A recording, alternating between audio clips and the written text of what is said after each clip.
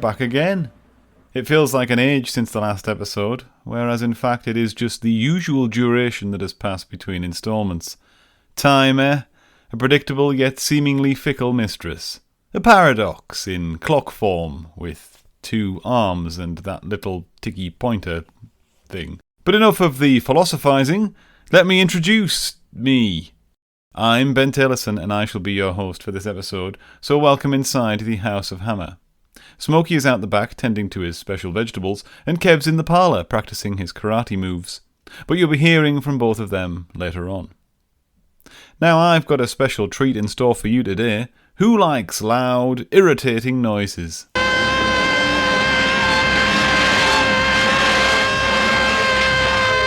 Because if there's one thing our film of choice today has, it's loud, irritating, apparently unending noises.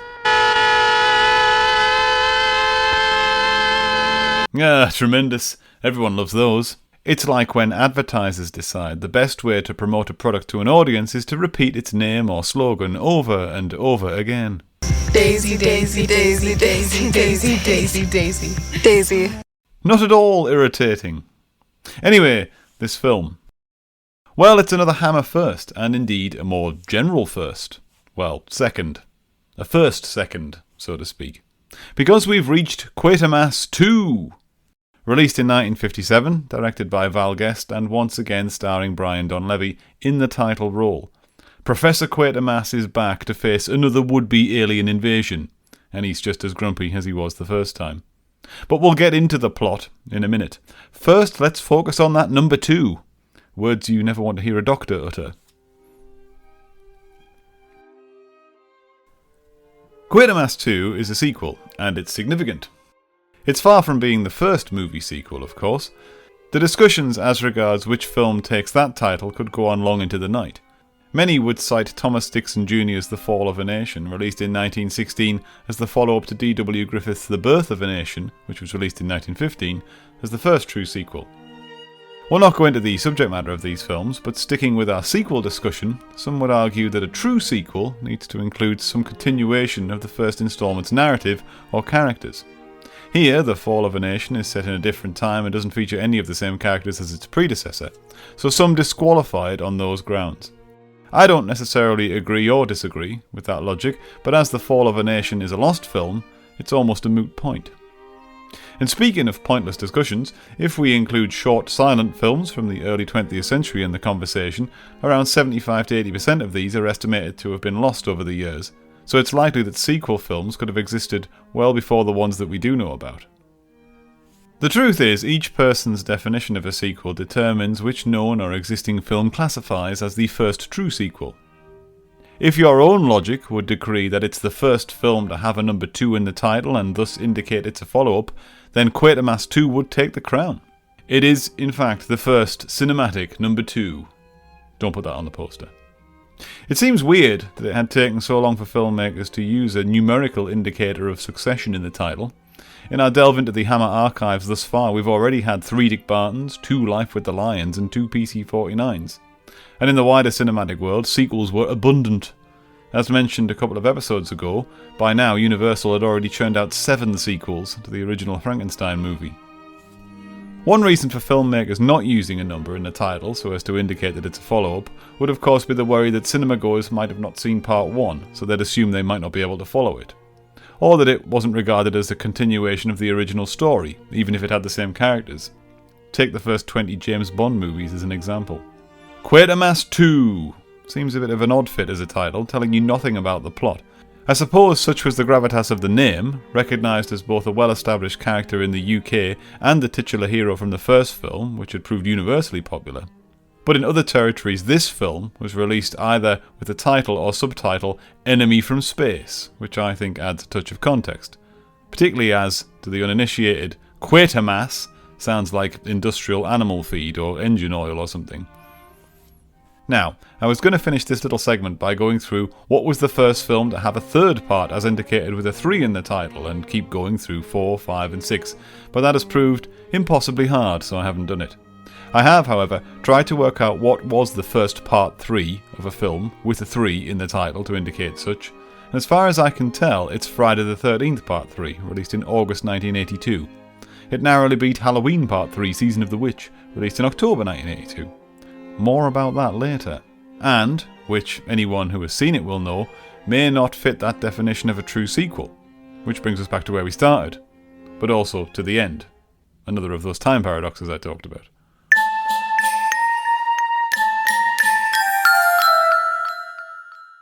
So this film then. Let me try and explain what's going on here. A couple are driving hurriedly and recklessly along a country road when they almost crash their car straight into that of Professor Quatermass. The driver reveals that her partner has been badly burned on the face and they need to get to the hospital as quickly as possible. But it doesn't look like a burn.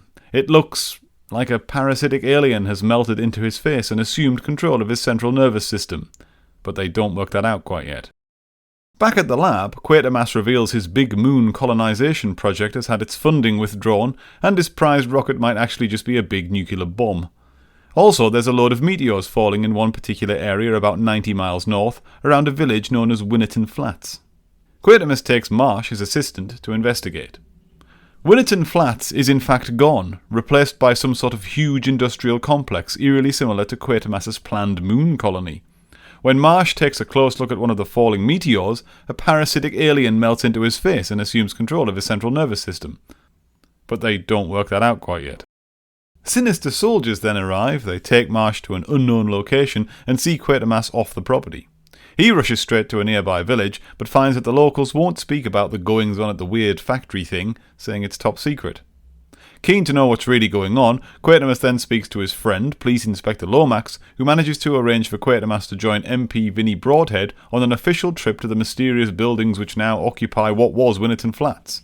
We then learn that it's been classified as a top-secret synthetic food factory, but neither Vinnie Broadhead or Quatermass, or indeed us as viewers, believe this.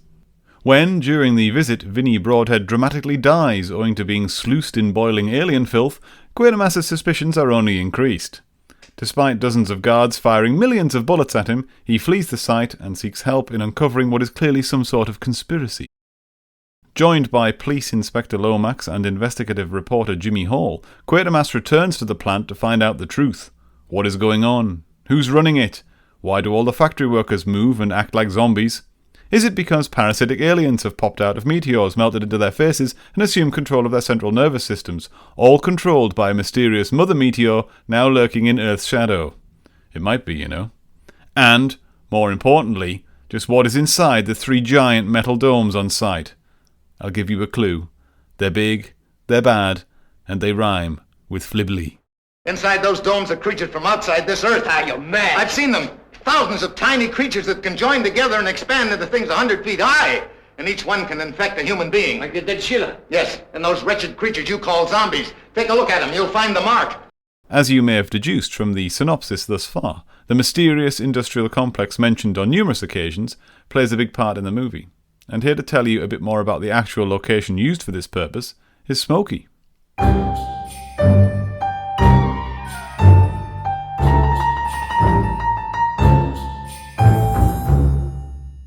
Regardless of whatever positives or negatives you can throw at Quatermass 2, one thing that can be agreed on is the grandiosity of the locations used.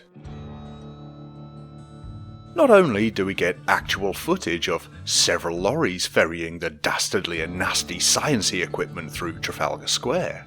Reportedly, the police agreed to hold up traffic for a whole 2 minutes so the footage could be achieved.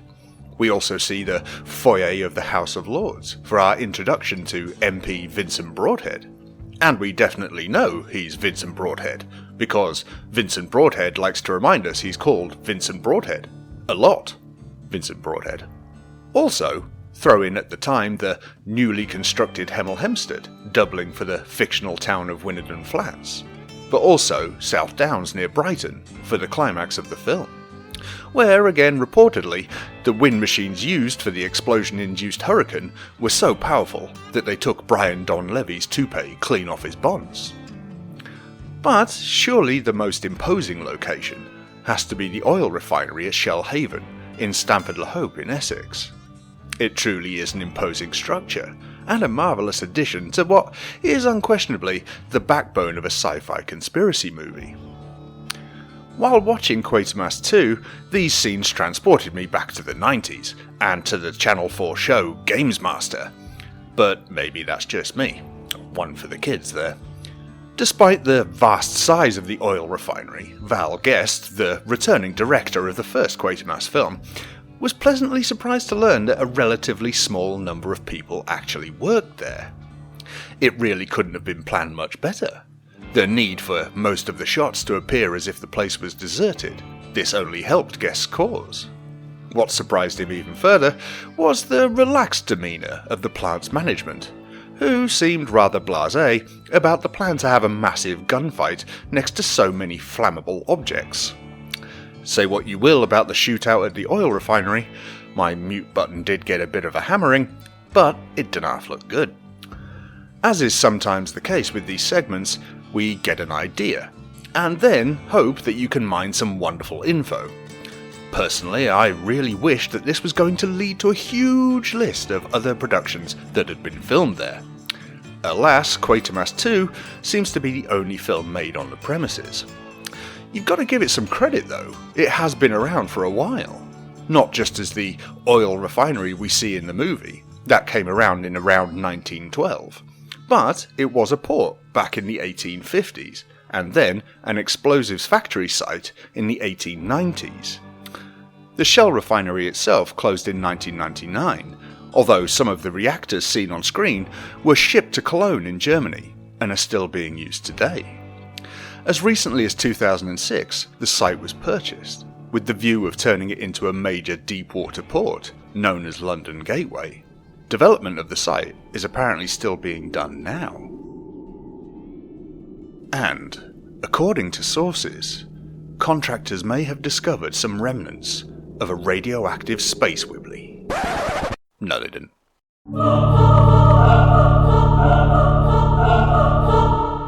Lovely stuff, Smokes. Right, so to recap, Quatermass et al. Head into the refinery thing to seek the truth and possibly save the world. And if they can't, maybe someone will shoot a nuclear rocket at a lurking control meteor. What? Well, to try and make sense of all of this, and to tell you what we thought of it, I'm joined at the round table by Smokey and Kev.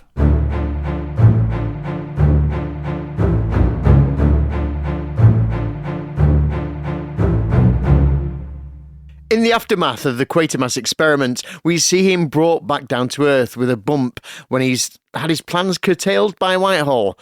Do you think he's learned anything from this, Ben?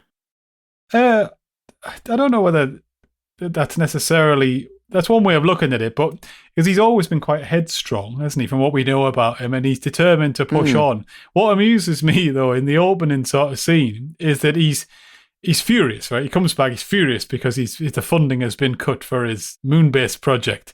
But if you analyse the facts, all he's spent the money on thus far is a rocket that doesn't work. Mm-hmm. And could turn into a deadly nuclear bomb on launch. So I don't really, sort of aliens aside, I don't really blame Whitehall for pulling his funding when he hasn't really produced the goods. So in that sense, no, he's learned nothing, Kevin. Yeah, I think you're being very polite there, saying he's headstrong. I think he's a stubborn asshole. I mean, he has learned zero. I mean, take the end of the Quatermass experiment, and sorry, I couldn't resist that.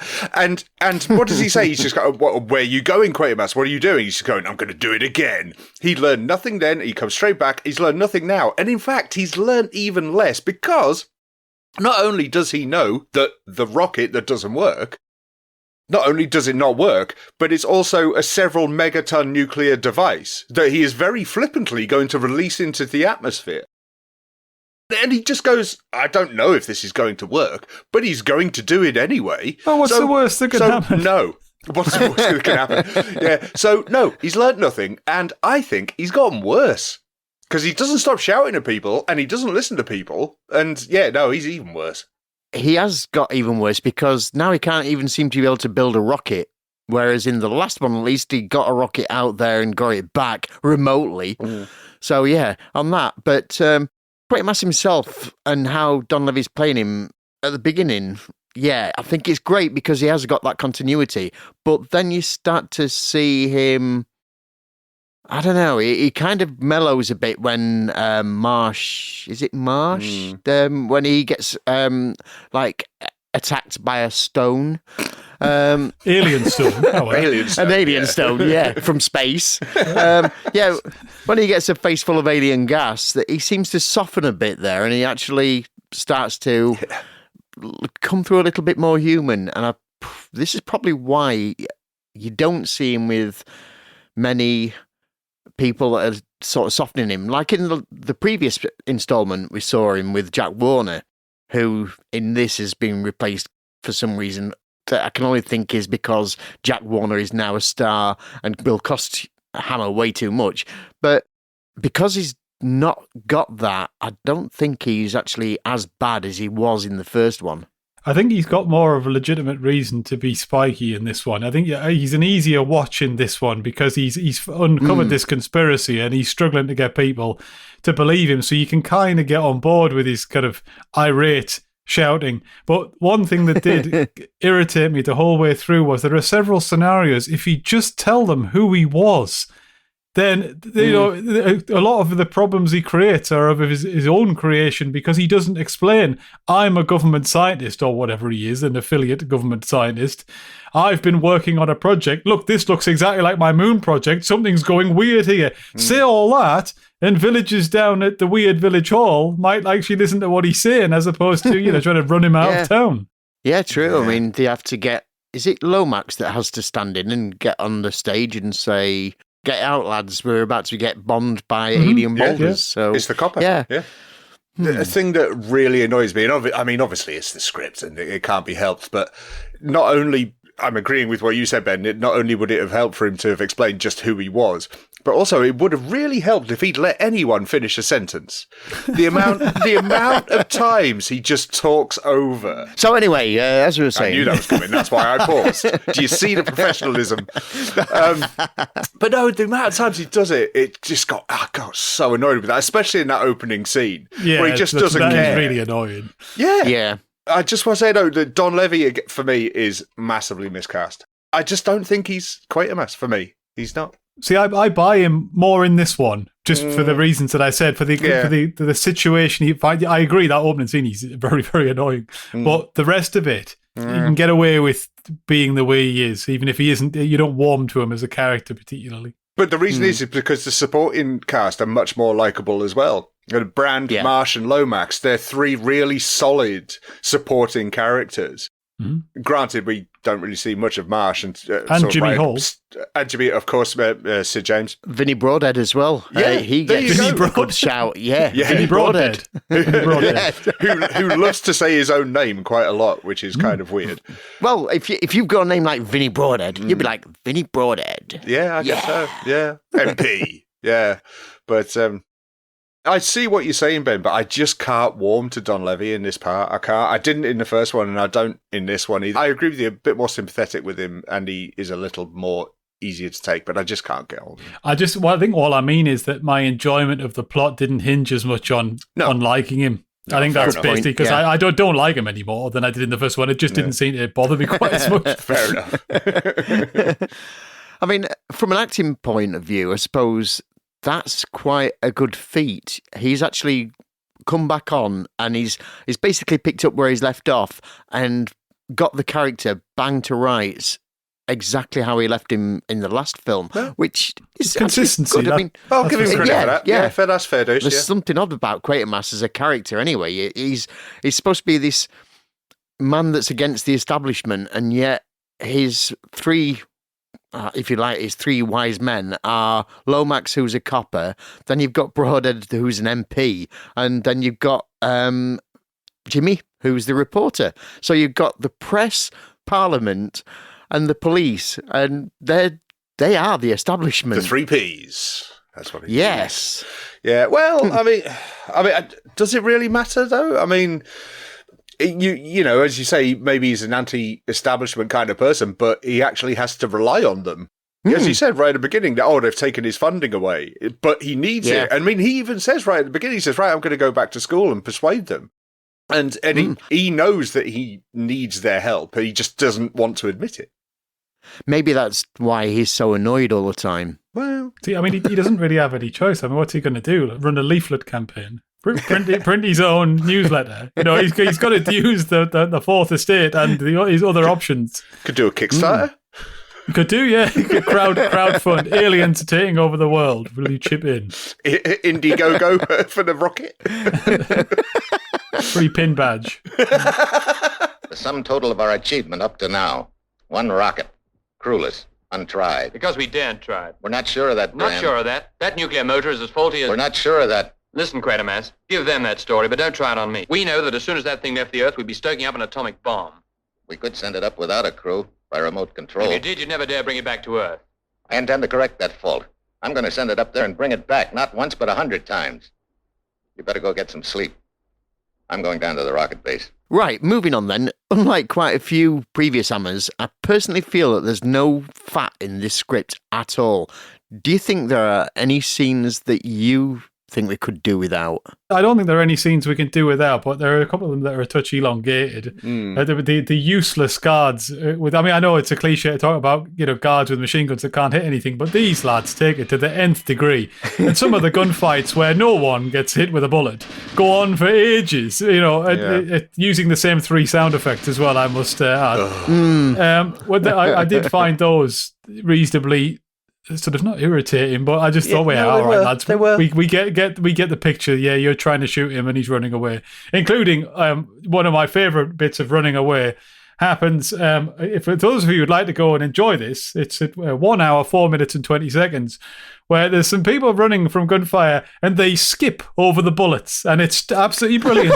It's like you would do if you were playing armies in your garden. You would skip over the bullets going under your ankles. That's brilliant. Yeah. I mean, I've got to agree, I suppose. I don't think there's any scenes that could be lost, but a couple of scenes do drag when they could be really tightened up. I reckon a decent 75 minutes would have suited this a lot better, would have made it a lot quicker. I mean, the opening scene of finding the couple, in the crashed car, that goes on for bloody ever. And it was, it's a weird opening as well, because the couple that you see in the car, you never see again. No. And it's obviously dubbed. You watch it again, and there is no way that dialogue is coming out of those people at all. No, it's crazy. It's also a strange opening, because it we get this sort of preamble about, he's had an accident and they're trying to escape, and they just so happen to run into Quatermass. And they have this bit dialogue about, we need to get him to the hospital. And he's like, I'll take you in my car. No, we'll go in my car. As if that's some big dramatic line as the camera then pans to the sky for Quatermass 2. Yeah. I think they could have picked a more impactful line of dialogue to have anything like, I don't know what's happened to him, or, oh my God, his face, or, he's clearly ingested an alien gas. Anything. Although, saying that, Ben, the same could be said for the very final line of the film as well, where they kind of try and end it on half a joke. What worries me is how final can it be? And it was just sort of like, ooh, that's the way you're closing this one out? I preferred the ending bit of X the Unknown when it went, that wasn't supposed to happen. Oh, yeah, but it did. It's a bit of consistency with our sci-fi horrors that they end on weird lines and notes. That's a very good point, actually, that you've just reminded me. Something I want to say is that this is not a horror movie. This is a pure sci-fi movie. I class the Quatermass Experiment as a sci-fi horror. This is just a sci-fi film. It's a sci-fi conspiracy drama. It's nowhere near a horror movie, this one. So pumping people down a tube and watching it bleed out to you isn't very horrible. You don't see it, though. You see the blood. It do spurt out of the oxygen crack. But when that happens, did you not think that it was the black slime that had come from the aliens at the start? So, well, no, because the dead giveaway is when they say, "Oh, look, blood." I know, but so what? I mean, bloody, there's blood in the Goonies or whatever. I mean, that's not a horror movie. He'd been pulped down the tube, Mr. Quatermass. You don't see it. That he had. I know. What I would say is that about Quatermass that neatly leads on to is he just sort of telepathically knows everything in this film as well. He doesn't wait, or the viewer isn't invited to add the clues up for themselves. He just tells you what's happening before. Yeah. That's a perfect example. Yeah. Is that what's coming out of this tube? Oh, they've clearly pulped them and shoved it in it to stop the oxygen supply. Like, how do you know? Yeah, and I love the way they just accept it as well. Oh, he's definitely right. Let's get out the anti-tank weapons and shoot the big cylinder. But I mean, going back to what you were talking about. I think the end's reasonably horrific. Look at those big wibblies. And they're not just big wibblies, they're like mountainous wibblies. Oh, no, true. Yes, I agree with that. But it's a sci-fi monster. This is not a horror film at all. Yeah, I think the last act edges into sci-fi horror. But I am being pedantic. I take the point. Going back to Big Wibblies, Hooray! Ben, Yeah. as a big fan of giant space wibblies, how does Quatermass 2 rank? Big fan of a big wibbly. Well, you know, what it lacks in deftness of touch, it makes up for in size of wibbly. I think it's fair to say. They're tremendous. I've got it in block capitals in my notes. You know, there's a scene where there's a wibbly at the window, 100-foot wibbly. Is it the window? How do you answer that call? I mean, it's ludicrous, isn't it? I mean, as I said to you both off mic, at one point you can see the knees of the actor in the big wibbly outfit. But I'm all for it. I love stuff like that. Yeah. It's like what's coming out the dome. Oh, it's a massive wibbly thing. Oh, there's 3 of them. Yeah, it's like a pile of seaweed with knees. Tremendous. Exactly. Exactly. Yes. But it is. You can see it again. It's the forerunner to loads of stuff like that, and you just think, oh, it's great. It's just a big, presumably green, wibbly thing, and it's going to wibble over and kill everybody unless they can do something about it. And I love the fact they included a bit where it actually stood on someone as well. Oh, yeah. Oh no, he's been wibbled to death. I see it as a step up from the mud monster from X the Unknown. So they've gone, right, we had that and it kind of didn't work, so let's just go bigger and not make it mud.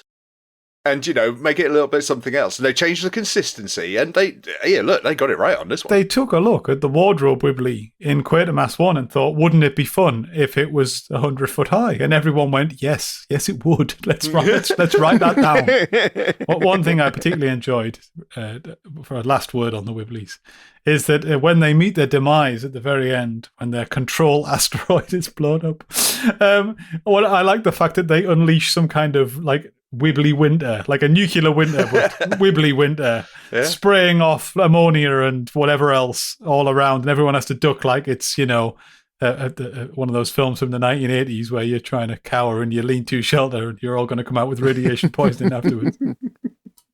Yeah, it was the constant changing of the pronunciation of methane that got me. It was methane, methane.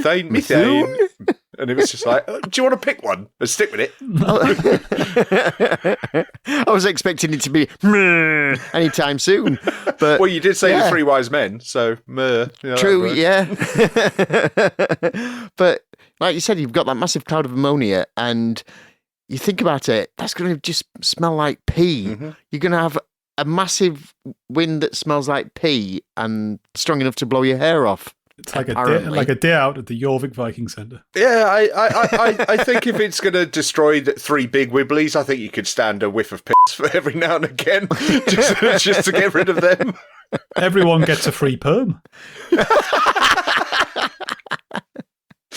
Another aspect of this film has to be the fact that we've got set up a conspiracy, which is quite interesting, and it's a very unexpected angle where you've got a shadow government.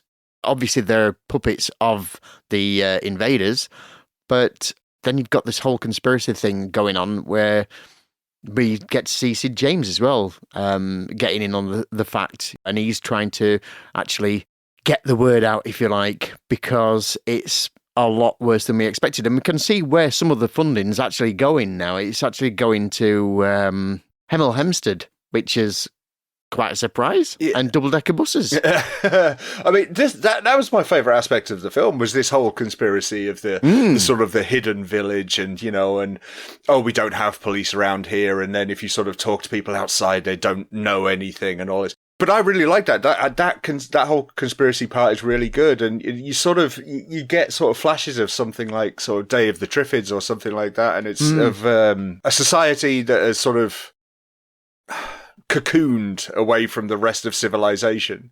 And also the fact that they'd stolen Quatermass's idea for the domes and everything else. Yeah. And done that without anyone's knowledge. That was my favourite part. I thought that was a really clever way of doing it. And it gave you a lot of intrigue as well. And yeah, so I thought that was a really solid part of the film.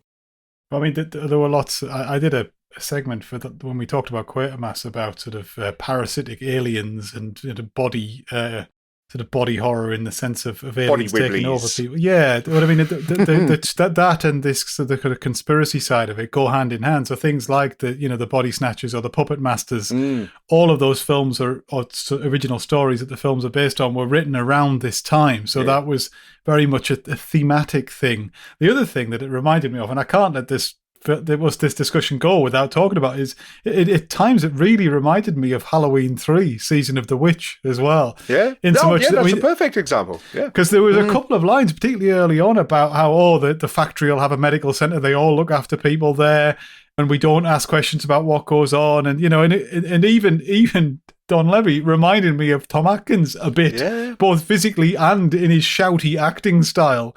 It really did remind me of that film as well, which kept me amused. I'm so glad you said that now, because I have been racking my brains, because I thought the Body Snatchers as well. Puppet Masters just went straight past me, but now you say it, Season of the Witch it really is. It's so similar, and now you think about it. Also, towards the end, when the tannoy is announcing the emergency and that there's intruders and things like that happens exactly in that film as well. Mm-hmm. Yeah, wow. Who knew? The HCU goes to Halloween territory. Well, right, I can go one step further there, because you do know that Nigel Neal was an unaccredited writer on Halloween 3 Season of the Witch, don't you? He was, yes. Wow. Yeah. It's almost certainly a very similar, it's playing on similar themes. There you go. Yeah. These are the secrets that are unlocked on this podcast. Here, look, I make the show and I want to become a patron now because of that. I love the whole creepiness, that vibe of the whole village as well, and the fact that they tend to stay passive when they're invaded by the zombie-like troops, who, honestly, they are a really striking image anyway, because there's something about gas masks that strips any humanity away from a person straight away, and it becomes more like an automaton. And I think they really do work this really well in this film. They're on the road to nowhere at one point, aren't they? And Lomax and Quatermass, and they stop and start to pull off. And as they're pulling off, you suddenly see these soldiers appearing from behind trees and stuff, and you think, good God, they're everywhere, these people. It's quite something. It's got bags of atmosphere, actually, that particular part. Yeah, that's why I'm saying it's my favourite part of the whole thing, of the storyline. I mean, it's fine in the lab and then the shootout at the end, or you're in London or whatever, and that's all fine. But no, it's, the heart of this film is that conspiracy, it is the intrigue, it is the sort of the tension of it building up, and you're sort of going, well, yeah, these people in gas masks are inherently scary. And I think it's a wonderful device to use. The other thing that, as well, sorry, as an aside that ties it to Halloween 3 is in Halloween 3, it's Conlon or something the guy's called. He's Irish, isn't he? Yeah. Well, this all takes place on St. Patrick's Day. Yes, of course it does. Yes, of course, yeah, when they're drinking, isn't it? They have to give them Irish whiskey, isn't it? Yeah. Yeah, that's the Irish St. Patrick's Day dance. And in fact, the guy that really gets worked up and is starting to go, no, we're all out of a job soon. He's actually an Irishman. So he's obviously going to be the lead of the raid, which is great, because suddenly we've got villagers that are attempting to storm the castle kind of thing, which is something we didn't get in Curse of Frankenstein. No, that's true. Yeah, they've upped their extras budget on this one. Yeah, which is always a bonus. Yeah. But I think we need to point out, I mean, we briefly mentioned it before, that Sid James is in this. I mean, he arrives on the 40-minute mark, and spoilers, he's dead in 15 minutes' time. So that's a shocking use of Mr. James's talents. 15 minutes of Sid James, I was angry. I wanted more. How do you feel about Sid James's last dramatic role for what would be his last dramatic role for Hammer, but also his last dramatic role for a very long time? Well, we've talked about several times now, there's sort of like a little bonus from this journey through Hammer that we've been doing, that we've discovered how good of a serious actor he was, especially in House Across the Lake, when he was fantastic. They needed someone solid in this role, and here, look, it's better. I mean, glad this was his last role and not the Glass tomb cage thing. Yes, because he was good only in point. it for about 2 minutes, and that was crap. So yeah, no, he's there, and it was nice to see him. Let's put it that way. I thought the fact that he was in it added a bit of gravitas to when his character was horribly murderalized when he was on the telephone. Because, obviously we know who Sid James is now. But even if you didn't know him then, he's obviously, you can see from how he plays the part that he's a proper actor. And, it's not, what might have been regarded as a throwaway part, you assume as a viewer is going to be pretty, sort of pivotal to what happens. So when he gets gunned down, really quite spectacular. That just shows them soldiers can hit something if they're stood right next to it. It adds a bit of dramatic, a bit of a dramatic punch, because it really was quite gripping. The scene where he got killed, it was. I thought. Yeah, especially when they give him tension. one volley of machine gun fire, and then he's kind of still alive, so they shoot him again. Yeah, in the face, which doesn't seem to hurt him at all. As far as not the face, don't damage the face. But yeah, I did like the fact that you see his character come in, Jimmy. You see him come in, and he's very, very, very drunk, and he only sobers up to a certain degree towards the end, but he's pretty much drunk all the way through the film, to the point where you see him actually drunk, and then they go to a dance, and it's a St. Patrick's Day dance, so he's going to be drinking again. He's this season's Thor Hurd. Yeah. No, but as I say, it was just good to see him, and he did what he needed to do in the role. And yeah, getting horribly gunned to death wasn't the best way to go. We do see Sid James again in a Hammer film, but not for a little while now. And it's a comedy. So yeah, his last dramatic role. So yeah, we'll properly say goodbye to him after that movie. Yeah, definitely. Hey, General. Jimmy, what do you want? 1.5 column. Not now, Jimmy. I'm Quatermass, the Rocket Man. Elephant hole remembered. Will you leave us alone, please? What's the matter? Somebody pinch his rocket? Jimmy, I wouldn't want to have you escorted out. There are some mad moments in this film. Obviously, when the villagers finally somehow storm this refinery because nobody can figure out whether to shoot people or not. Then when they do get into this locked room that is able to be locked from the inside and has one of the crowd saying, "Hey, look at this, emergency weapons." And he's stood next to a massive cupboard marked in big type, emergency weapons. That was handy, wasn't it? I know. It's like standing next to it and saying, "Hey, look, the Blackpool Tower." Pretty much, yeah. I mean, they're in a tiny room. Didn't have much need for exposition, did they? So it was just all like, yeah, look, No. there it is. Anything else that you found a bit silly, apart from Brian Donlevy's run? Oh, I've got my favourite part of this whole film, apart from the wibblies, obviously, is the death of Vinnie Broadhead. Oh, yeah. Which is, where he goes missing from a tour they're having of the alien Death Factory, and ends up obviously taking a dip in what can best be described as boiling filth, I think I would call it. And he appears out of the top of a weird dome, not one of the big wibbly domes, a different dome, covered in boiling filth, and sort of slithers hurriedly down a staircase, which would really have made a sort of more dramatic entrance if he'd fallen down it. But for whatever reason, he wasn't doing that. He was just going to sort of walk tentatively whilst covered in filth. And then he sort of rolls around on the floor saying, "Don't touch me, don't touch me." And every time the camera cuts away from him and then back again, he's got more filth on him. Yeah. So someone's obviously hoying buckets of filth over him in between takes. And then he just sort of dies. And but the whole thing is not quite as touching as it could be because it's really funny. Yeah, that man's been tiswas to death. Yeah, Yes. a little bit. Yeah, I mean, my favourite too. We've already mentioned. I mean, as Ben says, the squishing the bodies to block up the oxygen. All right, that's very silly. And then, as I said, the casual, "Oh, I'm going to explode a nuclear device above us," which no one questions. Brand just sort of goes, "But it's not going to work," and he does it anyway. Yeah, it has to work because I want it to. It's like, well, that's not how realism works. But those are the two silliest moments for me. But I did enjoy them. I did like the fact that Brand basically says it might even explode on the landing mat. Yeah. Yeah, we It might all never die. take off. Yeah. Yeah. Yeah.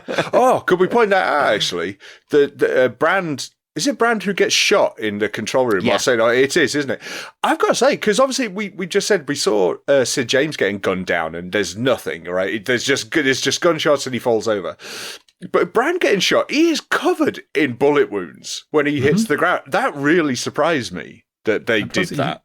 He leaks blood from the cuff of his shirt, and then his final thing is to open his mouth and blood pours out of that as well. Yeah. And you think, oh, well, there's the blood budget gone. No wonder they had none left for Sid James. Who got shot in the face. Yeah. Exactly, yeah. That really surprised me. I didn't see that coming. But yeah, fair play to him. Well, all right then.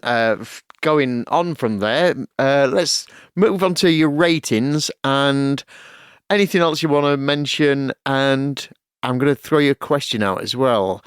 There's lots of really, really fine-looking shots in this film. Lots of stuff where you think, oh, actually, that is quite a stunning poster image. And I wondered if you've got any images that really stand out for you. Smokey, let's start with you. I think my favourite shot, which it's the pure aesthetic of it, is where Quatermass and Lomax are in the car.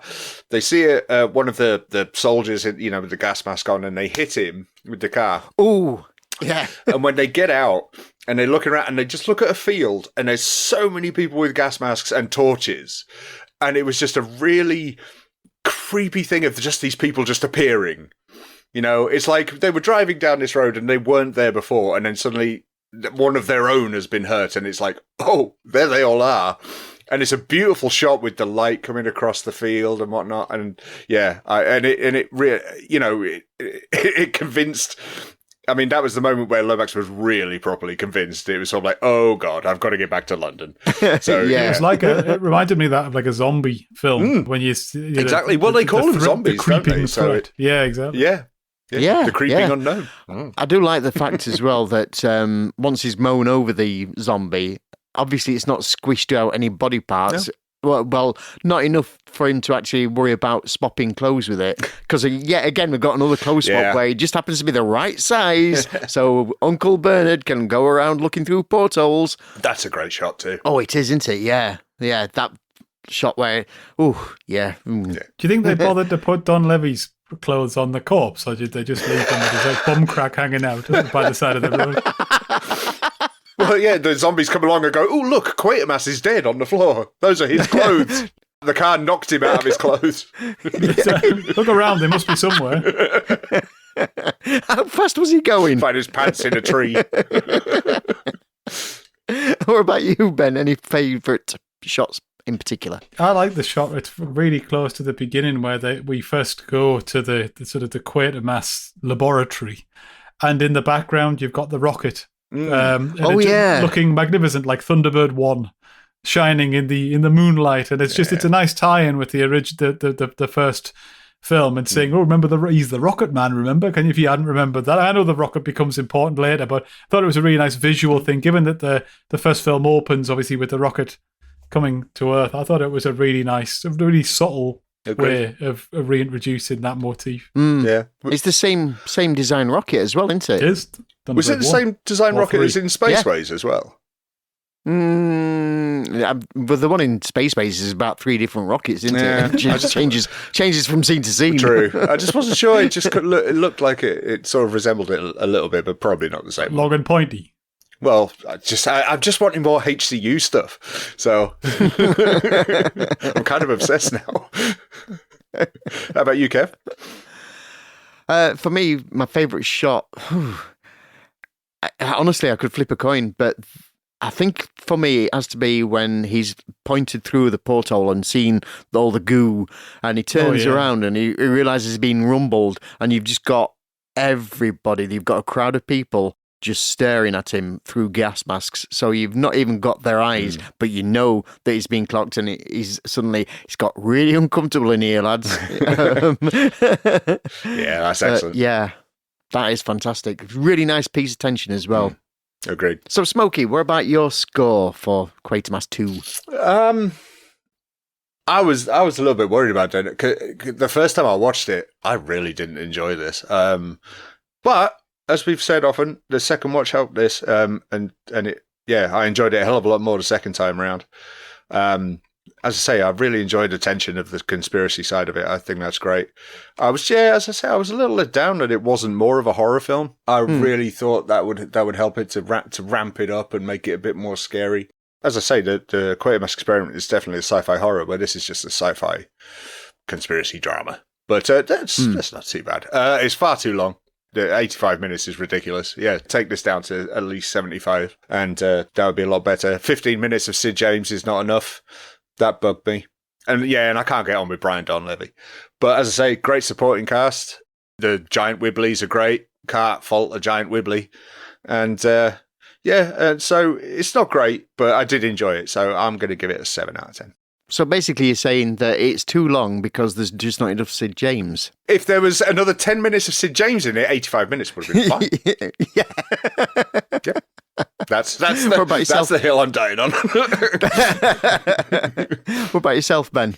I suppose my major criticism that I haven't really talked about is there's too many characters doing odd things for me to I talked about the fact that Quatermass never introduces himself and who he is, which is I found consistently irritating, but I also found other people did some strange things as well. But that's my only major gripe. I didn't have a problem with the running time. I thought it moved along at a fair lick, and I enjoyed where it went. Thought a couple of scenes, as I said, were a little bit overlong, but good stuff. Huge wibblies at the end. What more can anyone want? And just when I thought it was going to be a bit sort of an anticlimax at the end, when they anti-tanked some giant steel domes, and out came, some kind of deformed Chewit monster.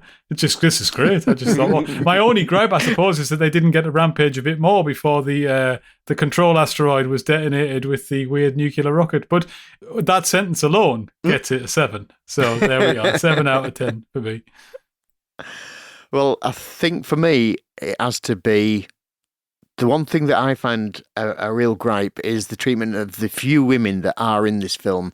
I feel it's a bit rough, but then looking at it, it's nothing that you don't see anywhere else anyway. But that you've got he staggers into the lab at one point and immediately barks at the secretary to get him a drink. There's killing of one of them because she doesn't listen to men, shouting at him. And then, of course, you've got a minister for parliament being wolf whistled. Oh, yeah. I forgot about that bit, yeah. Yeah, which is just a bit... They kind of laugh it off as well, don't they? Yeah. Well, they're obviously real. Yeah. They're not aliens. Yeah, they sort of went, well, you kind of expect that to happen, don't you? It was like, what? Yeah, that's a bit... It annoyed me. Again, it's Don Levy. He's just a real sort of stick in the spokes, really. So I'm only giving it a 6, this one. It's enjoyable, but it's not one I would slap on straight away. It's always going to be, out of the Quatermass that I've seen, it's going to be a pit every time. But you've not seen that yet. Not yet. I've seen some of it. Oh, yeah, because you put on the wrong one. Shut up.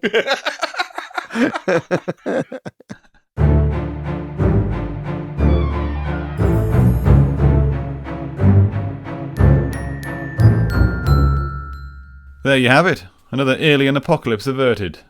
But before we leave Quatermass 2 behind in a smoking crater, Kev wants to pick up on something. Gas masks are used to great effect in the movie to dehumanize and hide the faces of the enemy drones. So here's Kev to tell you all about them.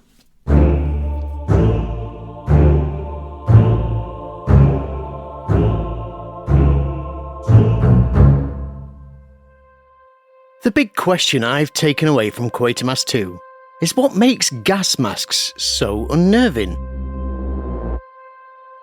As long as you're not some sort of mad psychopath like Smokey, the mirror neurons in your brain will trigger your sense of empathy. But a gas mask breaks this connection, making the wearer unknowable. Perhaps even, in these worst cases, an alien zombie invading the Earth. After all, there's no face to relate or recognise. Instead, you just get a lifeless, indifferent figure due to lack of facial expression, and at best, a muffled voice. To most, this is slightly discomforting, that for 1% of the world's population, this can be absolutely debilitating, and it's known as masklophobia. This, of course, explains why all the victims of Messrs. Myers and Voorhees are more than a bit inept. Luckily, nearly all of us grow out of masklophobia in early childhood. The use of gas masks in Quatermass 2 could be seen as threefold. Firstly, it enables our alien zombie invaders to sniff up the glorious pee fumes from their tanks on their backs, enabling them to go about their daily tasks of moving things about a bit and shooting villagers. Don't ask why Bernard Quatermass seems happy to wander about sniffing pee. Let's just say he has his quirks and leave it at that. Secondly, it hides the faces of the obviously alien-looking zombies, and thirdly, at least weirds people out a bit when they look at them. There's plenty of faceless drones throughout entertainment history too. Federation troops in Blake 7, the "Have you seen my mummy?" kids in Doctor Who, stormtroopers in Star Wars who coincidentally have the same targeting success as our space zombies here, and the most terrifying faceless drones of all, the test audiences. I could go on, but I'm sticking with my favourites for now, and you can think of your own after. Let's face it, gas masks are creepy, and at the time of Quatermass 2, they were a reminder to most of the population that they still had theirs stashed in the cupboard under the stairs. But who came up with the gas mask that has literally saved millions of lives in the first place? Well, this is where it gets interesting. Along with coming up with the basic idea of traffic lights and a load of sewing machine gadgets, Kentucky-born inventor Garrett Morgan patented the Morgan Safety Hood and Smoke Protector in 1914, after claiming he'd come up with the idea in 1912. I don't think Garrett knew much history though, because Lewis Hazlitt, who was also from Kentucky, created the first inhaler or lung protector that filtered dust from the air using charcoal, and this is more commonly thought to be the forerunner of the modern gas mask. Unfortunately for Garrett, Lewis patented his mask 67 years earlier. But wait, even Lewis was chancing his arm a bit, because the principle of filtering air to keep us alive has been with us much longer than a couple of centuries. In 1823, John and Charles Dean made US firefighters look like Knights of the Round Table. And then there's the really disturbing plague masks of the 1600s that make a man look like a bird with a hat on. The reason they looked so mad was because the beak bit would be filled with herbs and things that smelled nice, a bit like an anti-death potpourri. The reasoning was that people suffering the plague had the stench of death, and if you couldn't smell it, you were fine. This is probably where the saying, ignorance is bliss, started too, but I'm not looking any further into that today. Luckily for the rather grim-looking plague doctors looming over their patients in that get-up, it actually helped. Not because of the smelly beak, but because the complete face and body covering, including glass eye protectors, shielded them from the fleas, coughing, and the blood. This could be where the saying, more luck than judgment, also comes from. I'm not going into that either. That's not the start of it. The idea of filtering the air can be traced back to Baghdad in 893, when the Banu Musa brothers published the Book of Ingenious Devices that included a mask used to go into polluted wells. Then there's ancient Greece, where sponges were held in place over the mouth and nose as protection from probably being stuck in ancient Greece. And I'm sure if I'd have carried on digging, I'd have found a cave painting of a man with a banana on his nose, so suffice to say, the idea isn't new, and nobody can definitively claim that they invented the gas mask. What did change over the centuries was the use of replaceable filters, and in some cases, additional respiration apparatus. No longer did you have to douse your cloth-covered head in pee or chemicals that are supposed to protect you from the gas by burning it off. Surprisingly, both of these were options. It was during the First World War, or the Chemists' War, and the introduction of chemical weapons that the gas mask really came into its own. But as it was still in its infancy, there were some design kinks to be ironed out. And my personal highlights, if you can have them, are masks that could eventually suffocate the wearer for not having a filter that worked. and the mask that had one eye in the middle, that meant, unless you were a Cyclops, you would end up bumping into anything around you. Now, given you're probably equipped with a bayonet, that isn't too good. In fact, until the late 1930s, with the introduction of much larger eyepieces and clear face masks, seeing anything out of them, never mind shooting at anyone, was far from being a doddle. Apart from better eye holes, horse masks and dog masks, and then the introduction of the Mickey Mouse gas mask for the kids, yes, that's a thing. The replaceable filters were the big design feature from then until today, with most masks now using a standardised fitting to make it easy to replace. But unless you have a mask with 2 filters on it, you'd better wait until you're out of the cloud of poisonous smoke before you swap it out, because you'll not last that long. As it uses charcoal, you'd think we'd have an endless supply of the stuff to ram into the filters, right? Apparently not. The charcoal was made from coconuts, cherry and peach pits, and various nutshells, and it was way more effective. As a result of this, starting in 1917 and lasting a couple of years, the US gas mask production would create a shortage of coconuts in the Philippines. This isn't to be sniffed at, as the Philippines were a major player in the global coconut market. One could say they're a bit of a coconut shy, but one won't. As a side note, and while I'm over that side of the world, on Miyakojima Island in Japan, its 2,500 residents need to keep the gas masks with them at all times in case the volcano there decides to burp out the odd sulfur dioxide cloud.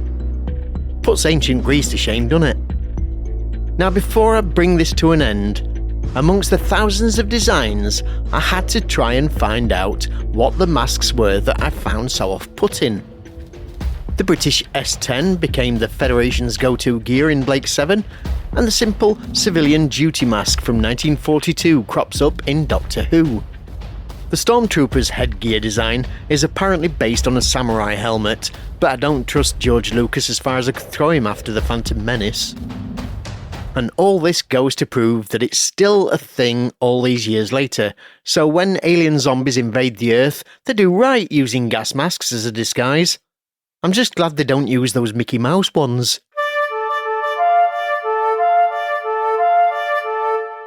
Thanks, Kev. And with that, we begin to wrap up for this episode. Just the usual reminder that you can find all the ways to stay in touch with us, or get in touch with us, and now there are loads of them, at linktree.com/househammerpod. If you know of an earlier number 3 than Friday the 13th Part 3, let me know. Also, if you'd like to support us and get some extra benefits in the process, you can do so at patreon.com/househammerpod. Our Hidden Room tier includes a film library, our bonus podcast series where we take a look at each of the House of Hammer horror TV series, the Handshake from Hammer series, where I'm joined by a very special co-presenter to draw your attention to vintage movies which are tenuously connected to Hammer, but which are not themselves Hammer productions. There's also a homage to Hammer, there's outtakes, there's pointers to upcoming Hammer films on TV, and then there's our monthly screenings. All of this, and more, for just a £5 a month. Unbelievable, Clive. But now, with our own metaphorical wibblies now wobbling off into the distance, until next time, it's goodbye from me, Ben Taylorson. From me, Smokey. And from me, Kev Moore. But fear not, we'll be back soon, when we're off to the Himalayas in search of the legendary Yeti. Then we'll come back and record a podcast about a Hammer film. So, stay safe, keep watching the skies, for space wibblies, and also Yetis. Because if they fell, or indeed leapt from a very high mountain, it would be like they're coming from the sky. Something to think about.